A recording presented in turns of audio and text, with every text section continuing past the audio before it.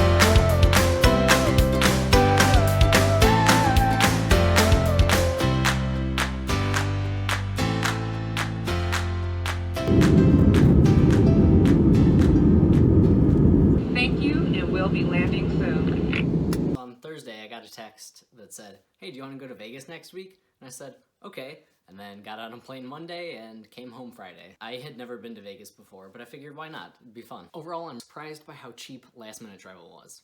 Also, since it's February, apparently that's the only time that the desert is actually cold. And I'm pretty much freezing all the time, so that kind of sucked. It was my first time gambling, so I played a little bit of blackjack and learned how to play craps. When it finally got to be my turn to roll the dice, I ended up, I guess, on a hot streak. I don't know. I wasn't betting a lot, but the guy next to me ended up winning a ton of money because I kept hitting my point. You have to be 21 to gamble, and I do realize that I don't look as old as I am. I'm 23. I was talking to one of the guys who worked at the casino after I had been asked for my ID for about the 17th time. I asked him how old he thought I was, and he said, probably about 21, because why would you come to Vegas otherwise? And I said, yeah, but if you just saw me walking down the street, how old would you think I was? And he said 17. So I was carded pretty much constantly.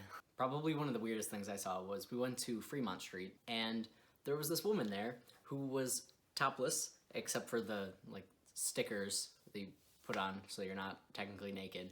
And she was very large and in a wheelchair, and just, I guess dancing would be the best word for it, just having a great time.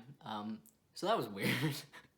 So I went to see the Welcome to Las Vegas sign. It's not really by anything. It's about a mile south of the Strip, and it's just in the middle of the road. Like, the road splits, and there's this little median area, and the sign is just there. I got there right after a couple of big groups. One of them isn't really that interesting to the story, but the other group was from Brazil. I heard them talking to this guy, asking them to take their picture, so they clearly spoke more than enough English to get around. And then there was this Elvis impersonator there, and he was kind of obnoxious. And I'm pretty sure the group of people from Brazil could tell that, because when he was starting to talk to them, they kind of pretended they didn't speak English. So he asked them where they were from, and they said Brazil.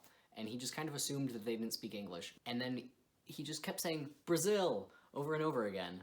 And they were all sufficiently annoyed by him that they were kind of avoiding him. In general, I had a lot of fun, and I'm glad I went. I think Vegas is something that everyone should try once, but I don't really see myself going back anytime soon.